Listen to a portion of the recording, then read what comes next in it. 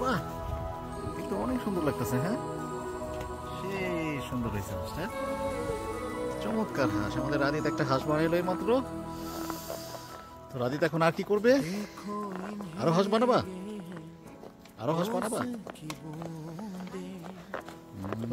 তো ওখানটায় মনে বরফ অনেক বেশি, তাই না?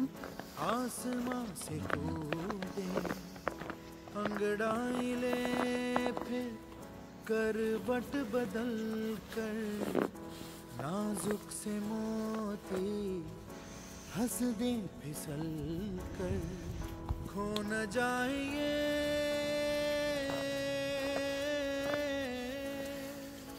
तारे ज़मीन पर। তো এরকম করে আজকে সারাদিন আমরা কয়টা হাঁস বানাবো? ये तो है তিনটা হাঁস কেন? একটা হচ্ছে মামনি, একটা হচ্ছে আব্বি, একটা রাধি, তাই না? দুইটা হলো। তাহলে কোনটা মামনি আর কোনটা আব্বি? এটা তুমি? আচ্ছা, আর এটা? এটা মামনি।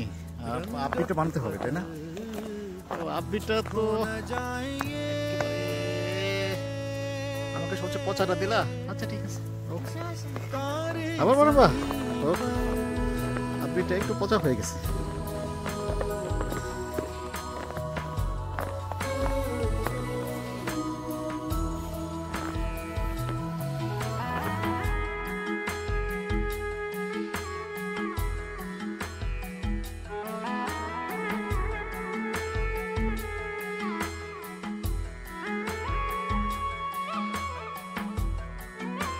এখন তো অনেক বরফ পড়তেছে, তুষার পড়তেছে, তাই না?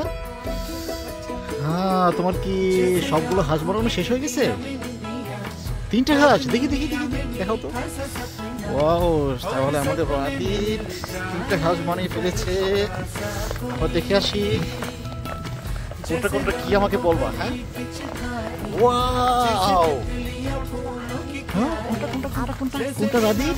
এটা হলো আমি, এটা হলো মামুনি, এটা হলো আব্বি। ওয়াও, এটা হচ্ছে আমরা তিনজন। অনেক সুন্দর তো।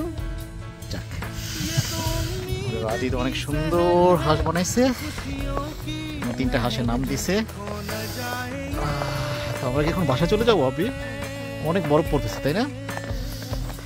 তাহলে আমাদের মনে এখন বাসায় চলে যাওয়া উচিত। তো আমাদের হাঁস বানানো শেষ। আরো বরফ পড়ুক, তখন আমরা আবার আসবো, ঠিক আছে? আল্লাহ হাফেজ।